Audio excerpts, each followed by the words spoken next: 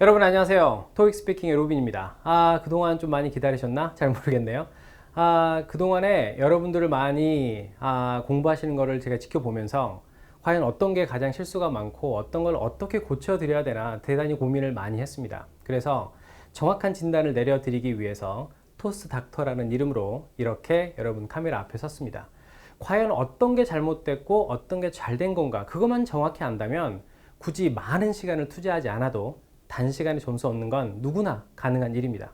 저희 어머니 얘기를 잠깐 드리자면 저희 어머님이 병원에 가셨는데 고혈압이래요. 그래서 정말 어머님 디프레스 되시고 기분도 안 좋으시고 평생 약을 먹어야 되냐 고민을 하셨는데 몇 달 후에 다른 병원 가서 해봤더니 또 고혈압이 아니라는 거예요. 그동안에 얼마나 심적 고통이 심하셨을 거예요. 그죠? 여러분도 마찬가지입니다. 잘못된 진단으로 인해서 그냥 학원에 돈만 투자하고 많은 시간을 투자하면 투자만 했지 얻는 건 없는 상태가 되는 거예요. 그래서 지금부터 제가 드리는 말씀을 정확하게 기억을 하셨다가 여러분 시험 보실 때 조금이라도 도움이 되셨으면 좋겠습니다. 자, 그러면 지금부터 출발하겠습니다. 자, 그러면 과연 그 로빈의 강의는 다른 강의와 뭐가 다른가 간략하게 소개를 한번 드리죠. 첫 번째는 시험에 최적화돼서 매달 파트별로 5세트의 새로운 문제가 항상 나갑니다. 그러면 1년에 12달이니까 12세트가 서로 다른 문제가 나가느냐? 맞습니다. 매달 토익 스피킹 문제가 달라지고 있어요. 그리고 토익하고는 다르게 예전 기출 문제를 본다 그래서 도움이 되지 않습니다. 가장 최근의 문제를 가장 정확하고 가장 변형을 많이 시키는 게 무언가 그걸 여러분이 꼭 고려하셨으면 좋겠어요. 두 번째는 카페에 숙제를 업로드해 주시면 제가 그 녹음된 파일을 가지고 개별적으로 피드백을 하나하나 해드립니다. 아주 좋은 방법이에요. 왜냐하면 여러분들이 토익 스피킹을 연습을 하더라도 과연 내가 정확하게 가고 있는지 잘 모르는 경우가 많습니다. 토익은 좀 다르죠. 토익은 정답이 하나이기 때문에 누구나 해답지 맞춰보면 내가 틀렸는지 맞았는지를 알 수 있어요. 하지만 스피킹은 여러분이 답변을 하면 그게 과연 얼마나 틀렸는지 그리고 얼마나 맞았는지를 판단해 주는 사람이 필요합니다. 그 역할을 제가 카페를 통해서 할 거예요. 그리고 또 하나 매일매일 스터디를 할 때 저와 같이 할 겁니다. 물론 다른 강사님들께서는 조교가 와서 도와주는 경우도 있겠지만 저는 조교가 없어요. 왜 조교가 없냐면 조금 일이 많기는 하지만 여러분들한테 정확한 판단을 내려줄 수 있는 사람은 저는 저밖에 없는 것 같아요. 왜냐하면 제가 항상 문제를 연구하고 앞으로 나올 문제를 예측하기 때문에 아마 그게 가장 여러분들한테 도움이 되지 않을까요? 제가 좀 피곤하겠지만 여러분이 단시간 내에 끝낼 수 있다면 제가 뭔데 못하겠습니까? 자, 다음 스크립트 암기를 최소화한다. 자, 여러분이 만약에 한 달 동안에 열심히 공부를 했어요. 그래서 파트 2의 스크립트도 한 10개, 20개 막 이렇게 외웠는데 시험장에 갔더니 여러분이 공부한 사진이 나오지 않았어요. 그럼 어떻게 해요? 다음 달에 또 등록을 할 겁니까? 그럼 저야 땡큐인데 그렇게 되면 여러분의 시간과 돈은 그만큼 낭비가 되는 거예요. 스크립트 하나를 외웠더라도 5, 6개의 문제를 풀 수 있는 정말 좋은 방법이죠. 여러분 잠깐 이거 딱 들으면 저거 사기치는 거 아니야? 라고 생각할 수도 있겠지만 정말 그런 식으로 해서 아주 많은 학생들이 단기간에 레벨 7과 레벨 8을 받아갔습니다. 그리고 제일 마지막 이번에 새롭게 선보이는 수업인데요. 원 포인트 레슨. 원 포인트 레슨 그러면 아마 골프를 생각하시는 분들이 많을 텐데요. 맞습니다. 골프의 필드에 나가기 전에 스윙 한번 해보고 자기 자세 교정 받고 그리고 나가죠. 왜? 골프가 비싸거든요. 그죠? 자, 그런데 토익 스피킹 만만치 않습니다. 비용이 비싸요. 토익 시험에 거의 한 2배 정도 되는 가격인데요. 그래서 제발 시험장에 가기 전에 정확한 진단을 받고 가시면 조금이라도 좋은 점수가 나오지 않을까요? 그럼 판단은 여러분한테 맡기겠습니다. 자, 그러면 파트 1부터 가도록 하죠. 파트 1은 여러분이 잘 아시는 대로 45초 준비 시간 동안에 준비해서 45초 동안에 녹음을 하는 거예요. 자, 파트 1부터 파트 6까지 구성이 되어 있는데 파트 1의 난이도가 제일 낮습니다. 그래서 어떤 강사님들은 파트 1은 강의를 안 하고 그냥 넘어가시는 경우가 있는데 이건 대단히 위험한 거라고 생각이 돼요. 왜냐하면 파트 1은 준비 시간과 답변 시간이 똑같죠. 이 말은 그만큼 많은 시간을 주기 때문에 절대로 틀려서는 안 된다는 거예요. 자, 그러면 지금 주어진 텍스트를 읽는데 자, 이걸 정확하게 처음부터 끝까지 완벽하게 말할 수 있으면 너무 좋죠. 너무 좋은데 한두 달 정도 공부하면 반드시 실수는 생기게 돼 있어요. 그러면 실수를 하나 하면, 두 개 하면, 세 개 하면 점점 점수가 깎여 나가느냐? 그렇지 않습니다. 왜냐하면 이건 토익이 아니라 토익 스피킹이기 때문에 그래요. 그러면 가장 핵심적인 내용, 과연 파트 1에서는 무엇을 테스트하려고 하는 걸까? 그 출제 의도를 아는 게 제일 정확하겠죠. 자, 그러면 이렇게 주어진 파트 1에서 가장 중요한 건 뭘까요? 하나 틀리면 1점 깎이고 두 개 틀리면 2점 깎이고 이렇게 생각하시는 게 아마 여러분이 지금 생각하시는 방법일 텐데 파트 1은 틀렸다고 무조건 감점이 되지는 않아요. 왜? 파트 1의 출제 의도는 정확한 정보를 전달하는 것이기 때문에 정확한 정보가 전달이 되지 않으면 점수가 깎이는 거고 전달이 되면 만점도 기대할 수 있는 겁니다. 물론 거기다가 발음 강세 이런 것까지 좋으면 정말 좋겠죠. 하지만 발음 강세보다 중요한 건 절대 틀리면 안 되는 부분을 틀리면 안 되는 거예요. 그걸 필수 요소 5가지로 정의를 내려놨습니다. 고유명사, 숫자, 부정어, 비교급, 최상급, A, B, and C라는 병렬 구조.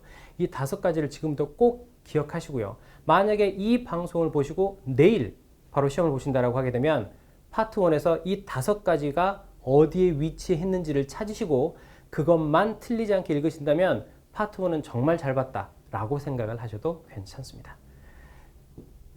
자, 그러면 파트 2로 한번 가보죠.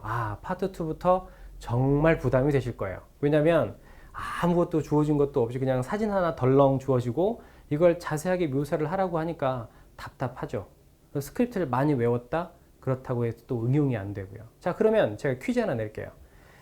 파트 1 사진을 파트 2에서 사진을 묘사를 할 때 중간에 잘렸어요. 끊긴 거죠. 그러면 점수가 어떻게 나올까요? 레벨 5, 4 점점 내려갈까요? 아닙니다. 어디까지 묘사를 했느냐에 따라서 점수가 조금 나뉘어지기는 해요. 자, 그러면 묘사를 할 때 가장 중요한 건 뭐냐? 가능한 한 많은 걸 묘사하시는 게 제일 좋습니다. 얼마만큼 많은 걸 묘사를 해야 되는지 한번 보도록 하죠. 자, 그러면 파트 2에서 가장 주의해야 되는 요소는 뭘까요? 바로 2가지입니다. 첫 번째는 스키핑, 넘어가는 거죠. 묘사를 하지 않고 넘어가 버리면 사진에 나와 있는데 묘사가 안 되어 있으면 당연히 점수가 많이 안 나오겠죠. 그리고 오버래핑, 한번 묘사한 내용을 다시 한번 묘사를 해주는 거예요. 시험 보는 시간 동안엔 정말 정신이 없기 때문에 본인 스스로가 한 번 묘사했는지 두 번 묘사했는지 시험 보고 나면 기억을 잘 못합니다. 그래서 지금부터 조금 주의해 주시고요. 그 다음 고려해야 되는 대상은 자, 파트 2에 등장하는 건 2가지밖에 없습니다. 사람이 등장하느냐, 사물이 등장하느냐. 사람이 등장을 할 때는요, 위치, 행동, 머리, 옷, 이 4가지가 반드시 포함이 돼야 되는 거예요. 일단 4가지가 포함이 되고 자세하게 될수록 점수가 올라가는 거죠. 일단 기본적인 4가지가 갖춰져 있으면 레벨 6 이상은 기대해 보실 수 있고 여기서 자세하게 될수록 7이나 8까지 올라갈 확률이 더 높아집니다. 사물도 마찬가지입니다. 사물도 위치, 명칭으로 묘사를 해주는데 가능한 한 자세하게 묘사를 할수록 점수는 올라가는 거죠. 그러면 여기 지금 여러분이 보시는 것 중에서 하나가 빠지고 2개가 빠질수록 레벨은 6, 5, 4 이렇게 내려가신다고 보시면 돼요. 이렇게 묘사한 대상이 지금 현재 보는 것처럼 하나 묘사하는 대상이죠. 장소 묘사를 한 거니까. 그리고 인물 묘사 2가지, 사물 3개, 다시 한번 인물의 그 다음 추측 하나, 둘, 셋, 넷, 5 총 5가지가 묘사가 되어 있는데요. 총 묘사하는 대상이 5개 정도가 되면 레벨 6의 중간 정도 점수라고 보시면 돼요.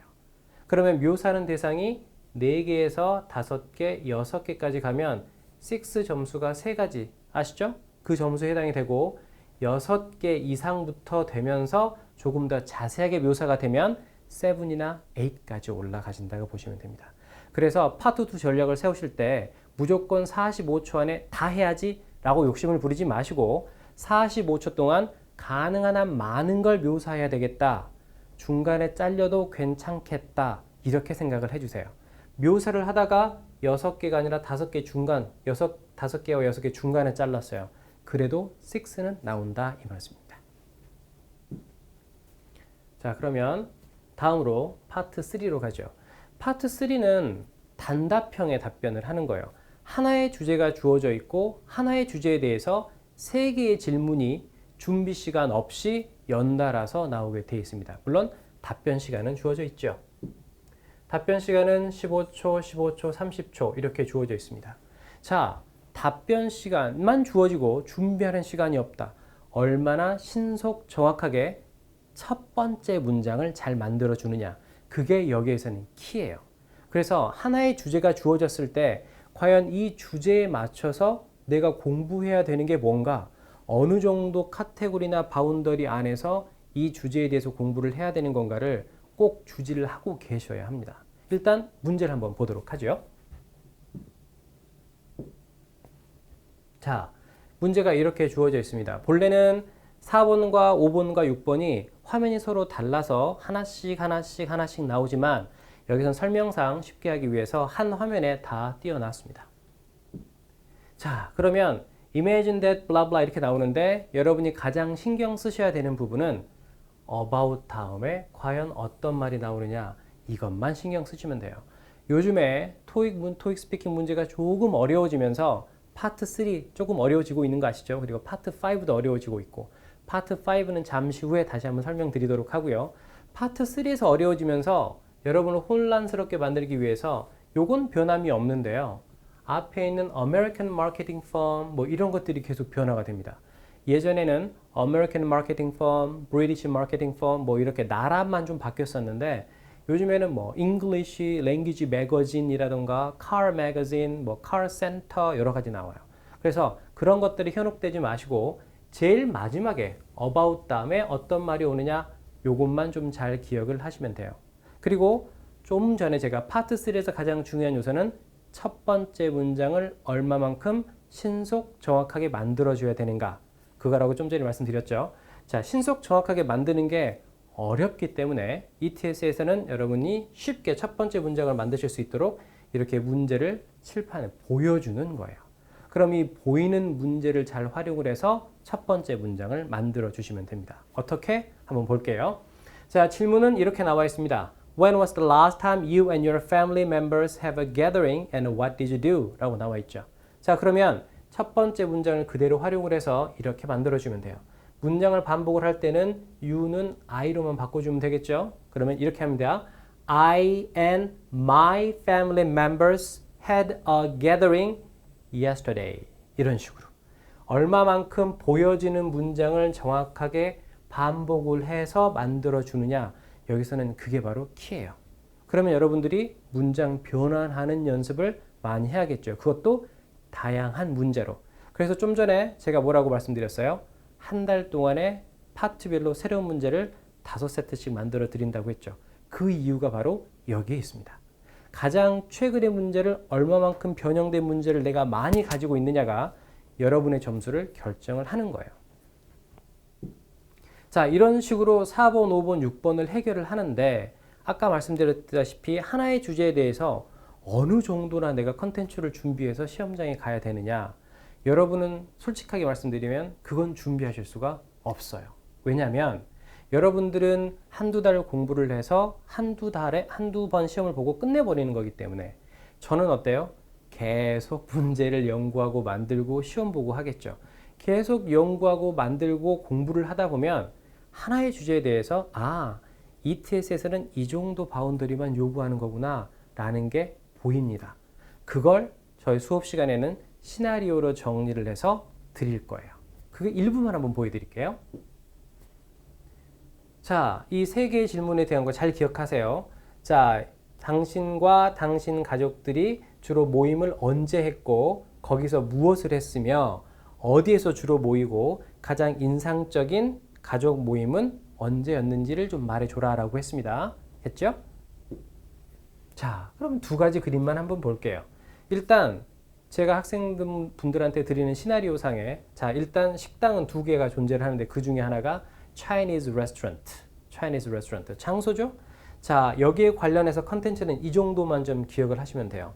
자, 중국집에는 일주일에 한 번 가고 near my house에 있고 음식은 값이 싸고 맛있고 아침 식사도 가끔 여기에서 하고 가족 모임도 여기에서 하는데 주로 가족들 모여서는 이런 얘기를 한다. 중국으로 여행 가는 얘기를 한다. 그리고 생일은 어제입니다. 여러분의 생일은 어제예요. 또 여러분 또 생일 맞춰서 또 4월달이 영어로 뭐지 이렇게 생각하시면 안 돼요. 여기서는 여러분이 생일이 언젠가 그런 건 절대 중요하지 않습니다. 가족 모임 언제 마지막으로 했느냐 그런 거 중요하지 않아요. 뭐가 중요하느냐 언제 시간 표시 부사를 쓸 수 있는지가 가장 중요한 거예요.